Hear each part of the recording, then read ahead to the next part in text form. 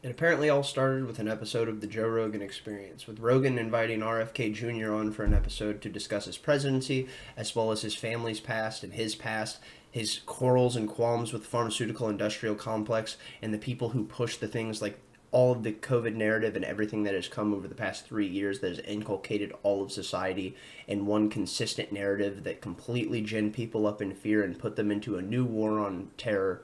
And that terror was the terror that they had against the COVID crisis. Let's go ahead and jump into this and see what we've got, because there's a major ordeal going off with RFK Jr. challenging Peter Hotez to a debate, with Joe Rogan being the person who initially instituted this conversation, RFK Jr. having prior interactions and debates with Peter Hotez over the phone over the past couple years, saying that Peter Hotez's ideas cannot hold up to scrutiny and that he doesn't have actual science backing him behind his beliefs. Let's go ahead and jump into this and see what's going on. This is shifting the media landscape, and this is something that's major. This will absolutely be one of the most watched episodes of any podcast throughout all of human history, unless the medium expands to such a degree that it completely dwarfs what we see now, and it only grows exponentially from here out. Let's see what we've got. This is the tweet that officially kicked it off. Rogan says, "Buckle up." And it's RFK Jr. on for episode 1999 of the Joe Rogan Experience. And I don't know who he had on for episode 2000. I don't know how you break more records than this is going to. This will undoubtedly be one of the most heavily watched podcast episodes throughout all of podcasting history. Unless, like I said, the medium just grows exponentially and explodes beyond the degree that it already has. So, this officially is what jettisoned it, because this is what threw it into the mainstream of people just seeing Rogan made a tweet. And so many people follow Rogan, and even those that don't end up seeing what he says on places like Twitter, because he has such a mass audience that promotes what he says without fail every single time. And you see this is why the growing popularity of his show continues to just tick up and tick up and tick up. So the first article, it says, RFK Jr. wasn't campaigning as an anti-vaxxer until the Joe Rogan controversy.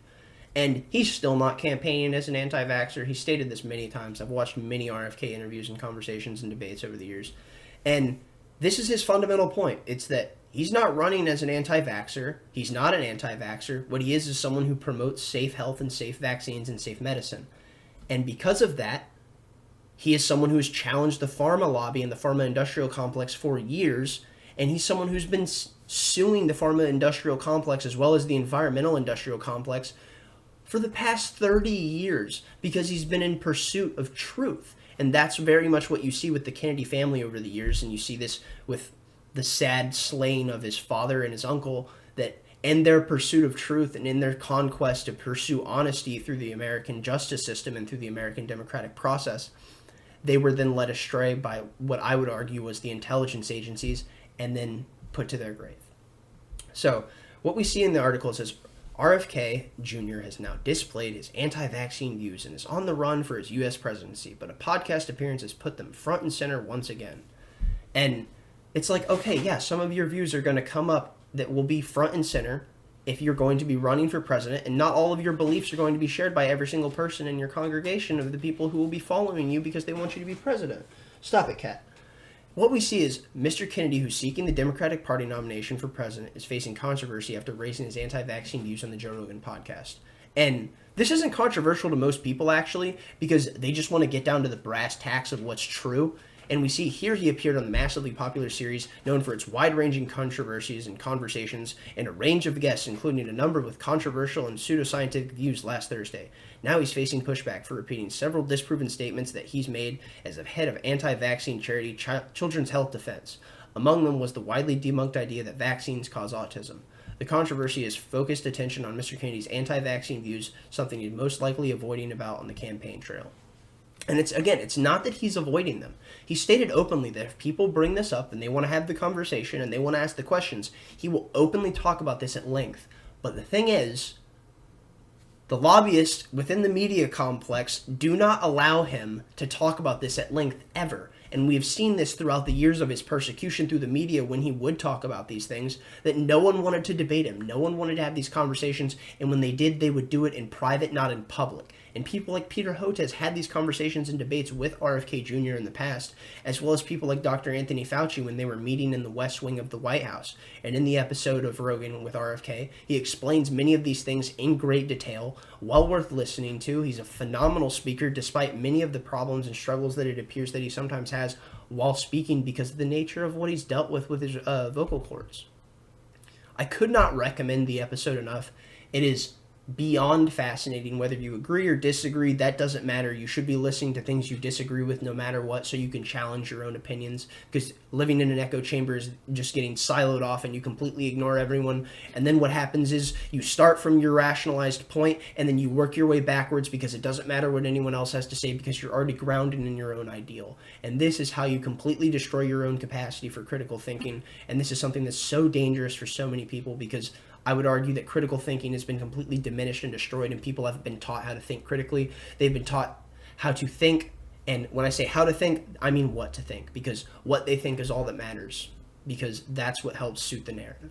Let's go ahead and jump into the next article. We see RFK Jr. is dead wrong about vaccines. And it's like, okay, if he's dead wrong about vaccines, then what you want to do is you want to have someone like Dr. Peter Hotez, who's been put in front of the entire country for the past 3 years, and is pushing the COVID narrative and is pushing the vaccines en masse. You would want to have an expert like that, someone who's apparently grounded in scientific understanding of all of the facets of what's going on with this epidemic and the people that need to take the shots and the numbers of the people that are dying due to the nature of not taking the shots, which is a whole other ordeal in itself of how that data was collected, but we'll maybe get into that later. And if not, either way, the way the data was collected throughout the COVID crisis was an absolute travesty for anyone who believes that we should have honest reporting in the medical industry, which I would argue most people would.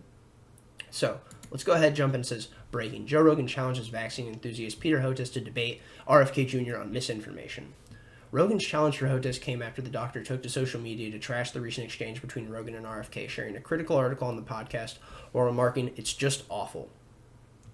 The well-known comedian and podcast host Joe Rogan announced that he is offering Dr. Peter J. Hotez, according to his Twitter bio, who is a professor of pediatrics as well as the vaccine scientist, $100,000 to a charity of his choosing should he debate RFK Jr. on the topic of vaccines. Peter, if you claim RFK Jr. is saying is misinformation, I am offering you $100,000 of charity to your choice if you're willing to debate him on my show with no time limit, Rogan has announced on Twitter. And this is in response to Peter Hotez's tweet saying Spotify has stopped even trying to sort of stem Joe Rogan's vaccine misinformation. It's really true, Anna Merlin, just awful. And from all the online attacks I'm receiving after this absurd podcast, it's clear many actually believe the nonsense. And the reason many would, off the rip, just believe the nonsense is because the establishment has been lying at every single turn. Let's say they haven't been lying throughout the COVID crisis. They've just been wrong at every single turn. And we'll pull stuff up later to show just how wrong they've been so we can jump into that. Kitty, would you stop messing with that? You are messing with my lighting. All right, let's go ahead and jump into this. What we see is Joe Rogan wants a debate on vaccines. That's just the problem.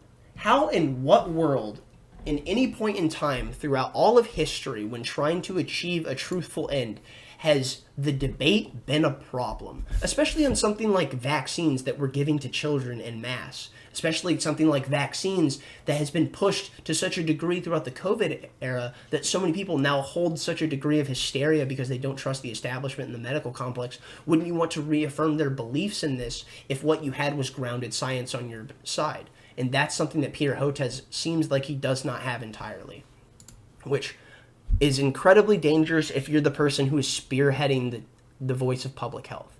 So it says, Rogan's challenge for Hotez came after the doctor took to social media to trash the recent exchange between Rogan and RFK, sharing a critical article on the podcast while remarking, "It's just awful." He then claimed, from all the online attacks I'm receiving after the absurd podcast, it's clear many actually believe the nonsense, which we've covered. And it says, Elon Musk appeared quite excited at the prospect of having the two debate. He reacted to Rogan's post with 2 fire emojis. And that's all it takes to boost the signal of something like this.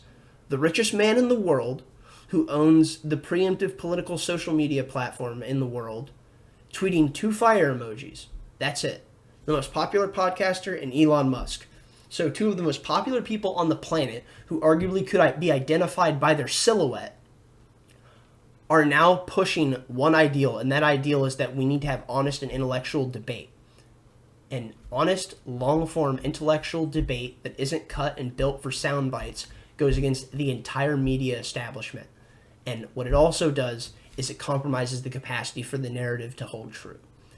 And when we see this, you will see that the establishment will react in incredibly dangerous ways. And you see this because the way people have been effectively approaching the government and the establishment currently is with an eye of scrutiny and skepticism. And with that process comes a great deal of pushback from the government. And because very much so, when you have an animal cornered, it lashes out violently. And that is exactly what the elite class is. They are an animal that will treat you as if you are prey.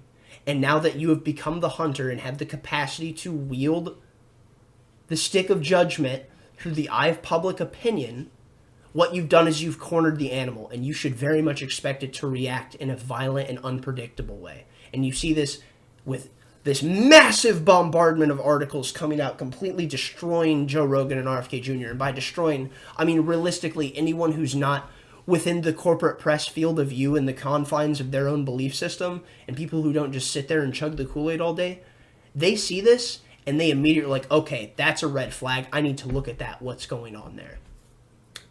Okay.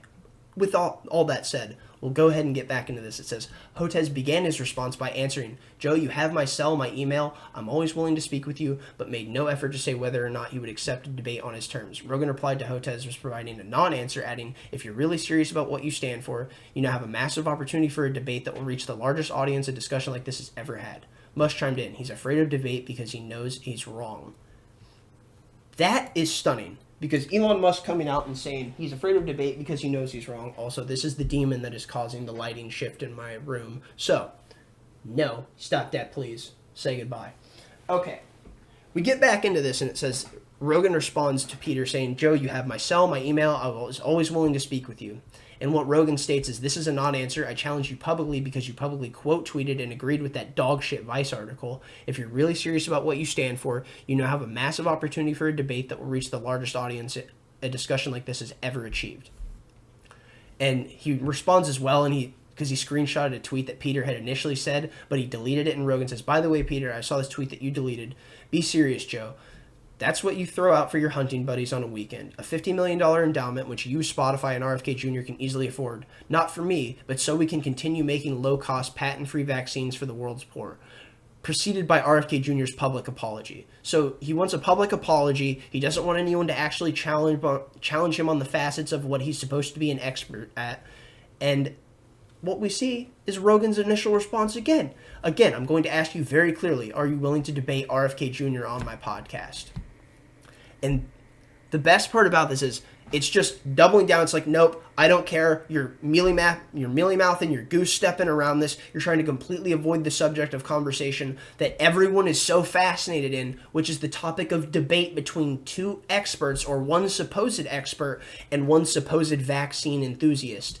And by expert, I mean RFK is an expert in legal litigation, and he's an expert in understanding environmental processes and the effects of the medical industry on people who are affected from things like vaccines, because he's been litigating these things for so long. And then you have Peter Hotez, who is a vaccine enthusiast, as it's stated by this article, which I thought was kind of funny. But the thing that Peter Hotez is, he's supposed to be a vaccine expert. And an expert is exactly what you would want in this scenario, because they're the person who could give you the information that you would want to challenge. And then realistically, if there is grounded in what they say, and what they say is true, then you shouldn't have to worry about it, because you'll just change your opinion when presented with the correct information. And what Peter says is, Joe, if you're serious about addressing vaccines, the fact that 200,000 unvaccinated Americans needlessly perished during our awful Delta BA1 COVID waves, including 40,000 in our state of Texas, because they fell victims to vaccine disinformation, I want to have that discussion. So let's start with this. And we're going to just jump into this and tear this off the rip. How is it that it makes any sense that you can just immediately detect that there were 200,000 unvaccinated people that died for this specific reason because of X cause that was led by Y and eventually was the purpose of Z? You have no idea how to dictate this or understand the fact that these people died simply because they were unvaccinated, when pre-existing comorbidities, when people who had 2 or 3 were the people who were dying in mass from COVID. And that was the major killer, was pre-existing comorbidities. And a major thing that I saw was, and this is what most people saw, and we saw this about a year into the COVID lockdowns, and with how people were getting hospitalized and locked down, we saw that respirators weren't doing the job, and the majority of people that were put in hospitals from COVID were 90% vitamin D deficient.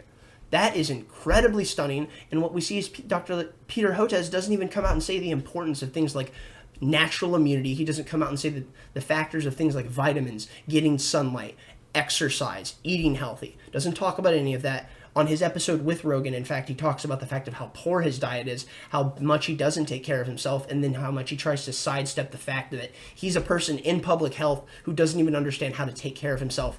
Or better yet, maybe he does and doesn't even have the drive to do so. And if that's the case, why would you take medical information and health information from someone who doesn't have the drive to be healthy themselves? Vox says, Joe Rogan wants a debate on vaccines and science. Don't give it to him. And this is so wild to me, because what we see is this is campaigning as an anti-vaxxer until Rogan controversy. And then we see RFK Jr. is dead wrong. And what we slide into is the Rogan wants a debate on vaccines. That's just the problem. And now it's don't give him the debate. So we see the sliding, shifting scale of how the narrative is effectively being pushed from one end to the other. It goes from, oh, well, realistically, this is a problem because he's an anti-vaxxer. And then it goes, well, actually, he's dead wrong and you shouldn't listen to him. To, realistically, he wants a debate and that's a problem too. Yeah, that's a problem and you're not going to give it to him. You cannot trust anything that the establishment press says. And if you do, trust it with a grain of salt. Realistically, much like you would trust something I say with a grain of salt, or anyone, because what you should do is confirm your own information and your understanding, because you shouldn't exist within your own confirmation bias. You should go outside of it. You should listen to people you disagree with. You should listen to people that you agree with, so you can conflate the information that they're saying, and you can compile it and reach your own conclusion to understand where you stand, rather than standing upon someone else's words. So, Mario Nafwali says, RFK Jr. attacks Fauci and vaccines, Dr. Ho says his back. Joe Rogan, Elon, and Tate join, choose sides in $1.3 million debate.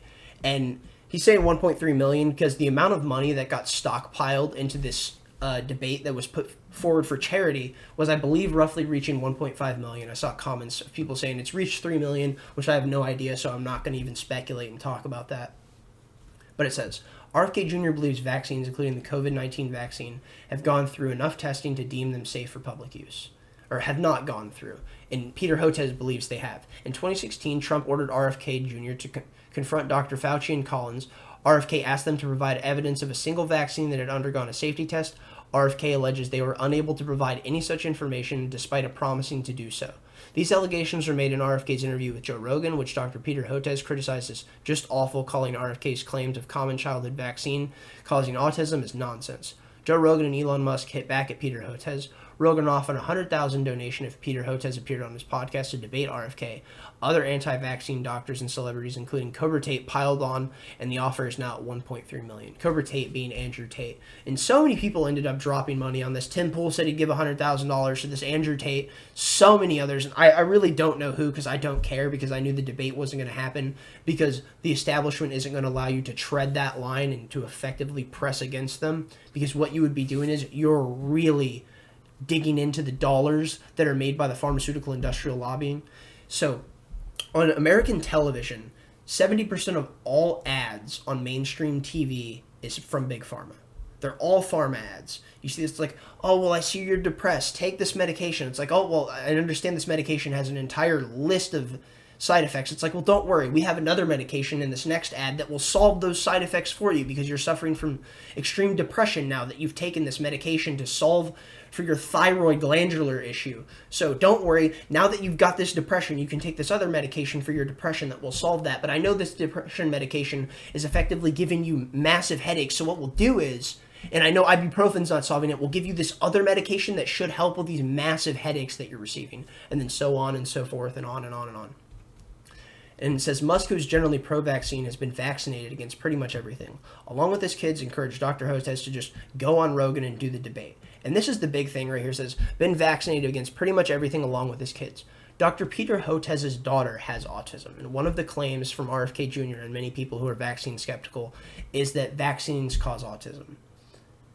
If you were someone like Dr. Peter Hotez and you loved your daughter with all your heart, because she's the light of your life, she's your favorite thing in the world, how could you love anything more than your child? And what you're doing is you're being presented with information telling you what you do, what you lobby for, and what you advocate has effectively led to the downfall of your child, and is what presented them with the factor of their autism. That is a major blow to your heart and your soul if what you do is care so much about your child and you love them with all your heart.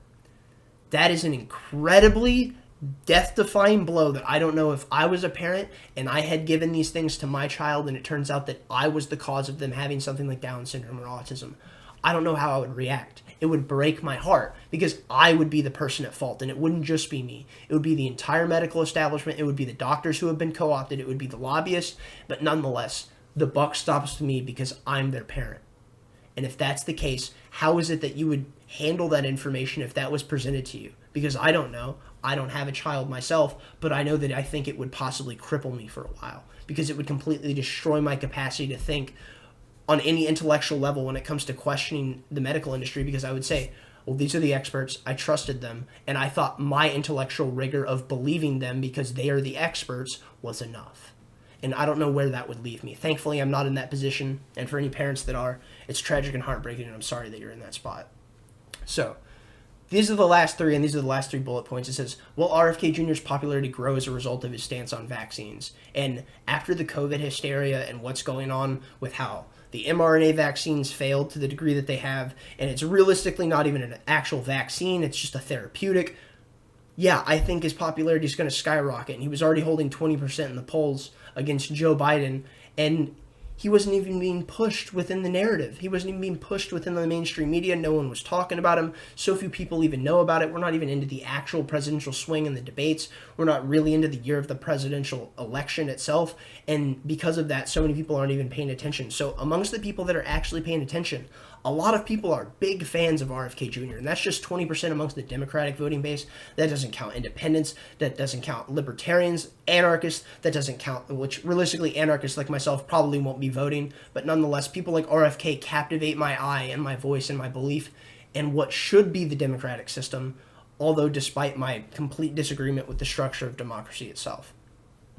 And so we see for 2, it says, should Dr. Hotez debate RFK? Maybe on Twitter Spaces. And it's like, even if Dr. Hotez doesn't want to take the debate, and he feels like he's not suitable to do so because he doesn't have the capacity, then get someone who can.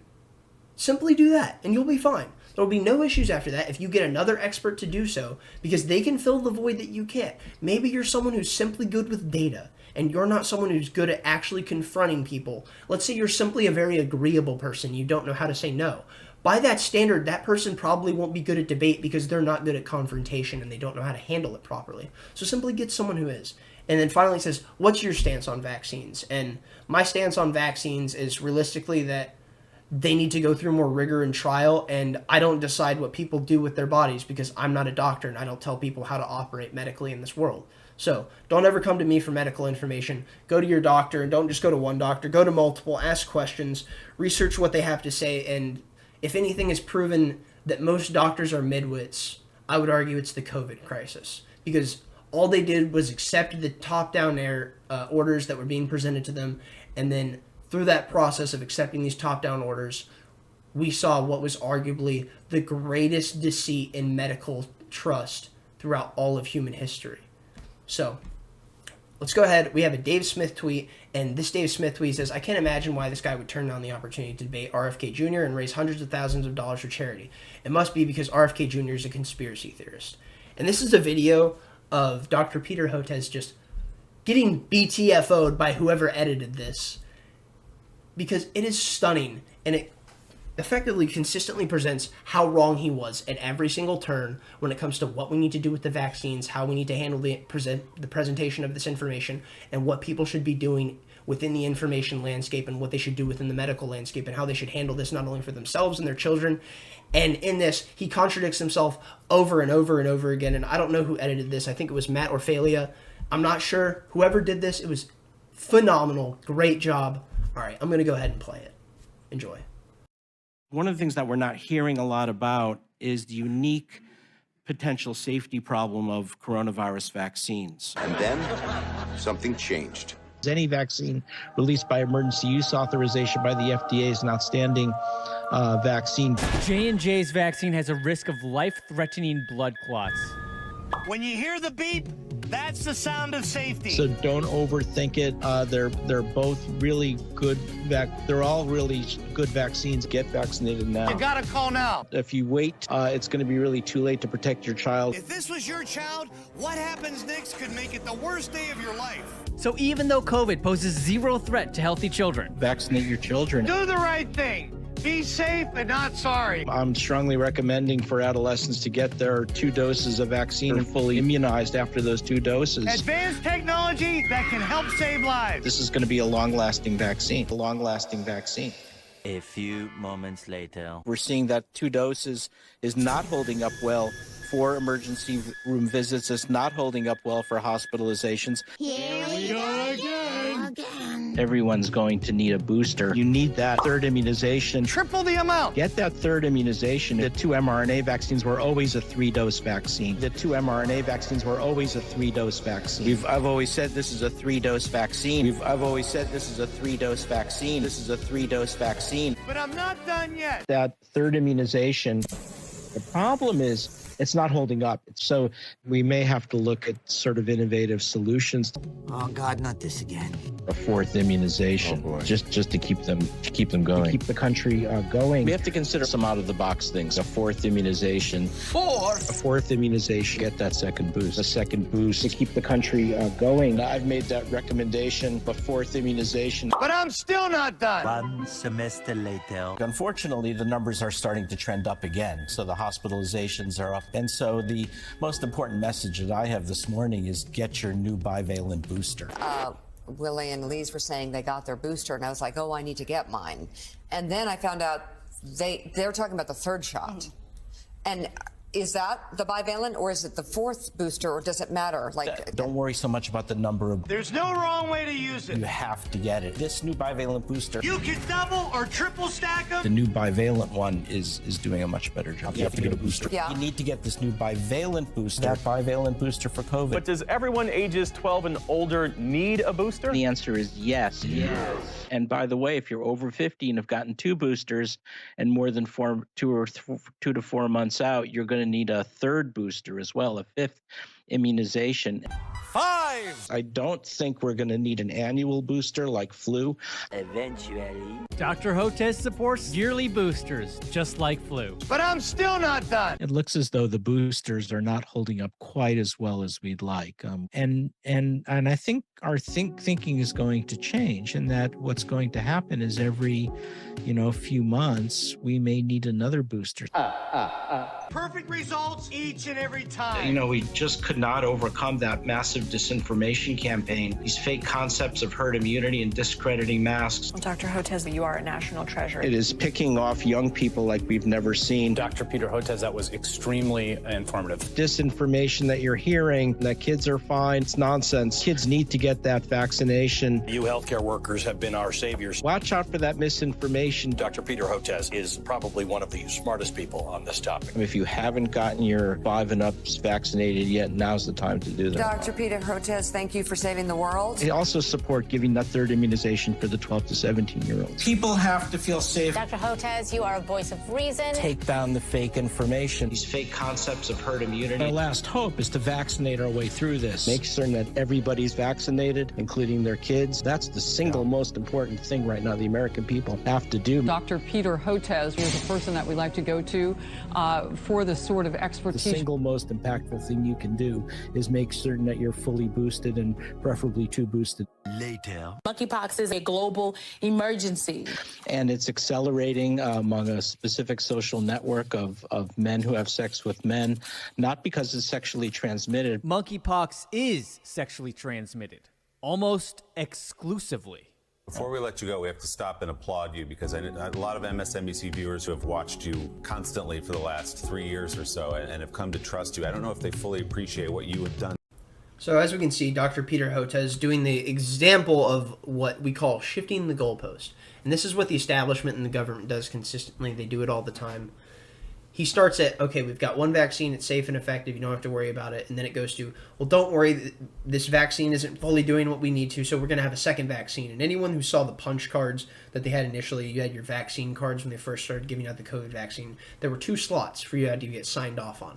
And that was a clear indication that there were going to be 2 vaccines. So don't worry, this is a 2 vaccine thing, you don't have to worry about it. But don't worry, I said this is a 2 vaccine ordeal, and that's why there's 3 vaccines. So don't you worry, go ahead and get your booster, and don't worry, now that you've gotten your booster, well, I get it, I said that there were only 3 vaccines, but you don't have to worry, the number really doesn't matter. Go get your bivalent booster today. Go get your 4th booster, because the bivalent booster is what you need. And in the process, like, oh, I mean, I know you got your bivalent booster and you've gotten the 4 shots already. And we see Don Lemon when he gets told, he's like, yeah, you're going to have to go get another shot. He's just like, oh, no. Just this gut reaction where he's just like, God damn it, why? This is going to be so ridiculous. How do we sell this to people? And he goes on, he's like, okay, well, listen, you're going to need an annual shot now. Because much like flu, he's like, well, what you're going to need is this yearly shot. It's like, oh, so it's much like the flu. Fascinating. Which Bill Gates now comes out and talks about. Which Bill Gates, after liquidating all of the stock that he had within Moderna to produce the COVID vaccines themselves from Moderna, we see that he made roughly $220 million. And then a week later, he came out and said that vaccines really don't work all that well to stop something like coronavirus. So, I wonder. And then we got people like Peter Hotez saying, well, don't worry, you got to get your annual COVID shot. He's like, oh, wait, there's more. Don't you worry about it. I know I said that it's an annual shot, but realistically, we got to do this biannual because this is worse than the flu. What we got to do is we actually have to get in opposition to this because this is such a dangerous disease. It's one of the most dangerous viruses in the entire world. That's why we have to make sure that we vaccinate every 6 months to get ahead of this. And look, I know that we said we need to do this every 6 months, but realistically, it would be better if we did this every 3 to 4.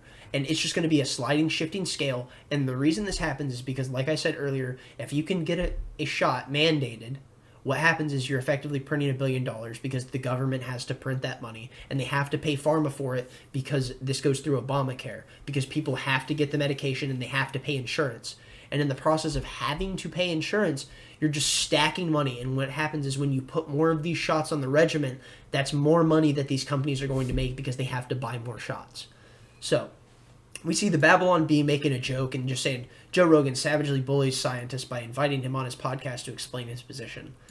And I find this hilarious just because, like, the Babylon Bee is great.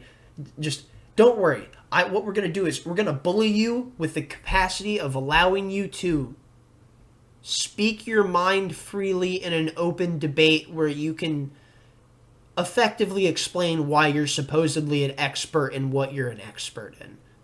I know, it's terrible. But it says, in a brazen and shameful example of brutal cyberbullying, podcast host Joe Rogan has invited pro-vaccine health expert Dr. Peter Hotez to come on his show and explain his position to millions of listeners. We've seen inexcusable behavior from Rogan before, but this is frankly beyond the pale, MSNBC health correspondent Samir Monkeypox says. And I find it so funny that her name is basically monkeypox, which Dr. Peter Hotez was saying, like, it is spreading prolifically amongst men who have sex with men, but it's not exclusive amongst gay men. And then that article just drops. It's like, monkeypox is exclusively spreading amongst gay men. But it says, sources say Dr. Hotez has been forced into hiding due to constant terrifying harassment of Joe Rogan inviting him on his show. My life is ruined, said Hotez to reporters from a secure location. And this is obviously a joke article, but nonetheless, jokes are controlled and contorted from reality. And what we see here, it says, Dr. Peter Hotez accosted outside of his home by anti-vaccine activists. And this is wrong. Don't get me wrong. I think we need Nuremberg 2.0 trials for the people that are responsible for the COVID hysteria and the era of what happened to the complete destruction of people's economies and the decimation of people's capacity to choose for their own medical freedom and what they want to do. Instead, they were subjugated to the lobbying industry and what government mandated they do if they wanted to keep their jobs. And that was even if they were able to keep their jobs in the long run because the economy had been decimated to such a point that the businesses that they work for may have shut down anyways. So, you don't go up and you don't harass these people. What you do is you persecute them through the justice system. But the reason people go up to people like Dr. Peter Hotez and they go and they harass and they malign them in public, and this person didn't even harass and malign him. He just asked him why he wasn't willing to debate RFK Jr. The clip itself is very, very simple. It's not much. It's not that big of a deal. He walks up, shakes his hand, has a cordial conversation, asks him why he won't have the debate. But the thing is, the reason that he won't have the debate is because, like Elon Musk said, he knows he's wrong. And if that's the case, then this is someone who is lobbying for the pharma industry and pushing nothing but lies because what it does is make money for the pharma industrial complex. That's all I've got for this. I've got this video right here where we're going to leave this off on RFK Jr. speaking, and he's talking about the fact in an interview where he says, no, I don't think that he will debate because I don't think he can survive one. Let's go ahead. I'll leave you off on this. Go ahead, give this a thumbs up if you like it, a thumbs down if you didn't. Share this with someone if you enjoyed it, and go ahead and tell someone you loved them. Peace. So you don't think he'll ever show up for this debate, even though we're pushing $3 million to any nonprofit he wants to give it to? You don't think he'll show up? No, I do not think he will debate. I don't think that he can survive a debate. I don't think he can survive the facts. And it's not, Del, that I'm a good debater. It's just that I do know the facts, and I can cite the sources, and I also know any sources that he's going to cite. I know, I have domain knowledge of this because I've been studying and I'm litigating it for so long. And I think that, he is years ago, I had about a 10-hour discussion on my telephone, and many, many phone calls over several months with Hotez, with a referee. And it was supposed to be a prelude to a public debate. But in the end, he said, well, that he would like to debate, but that NIH was ordering him not to debate. I don't know if that's true or not. The weird thing was he wasn't even working for NIH. By NIH, maybe he meant Anthony Fauci or Francis Collins. I don't know. It's all speculation. I can only tell you what Peter Hotez told me. He said he was not going to debate me because NIH had ordered him not to do so.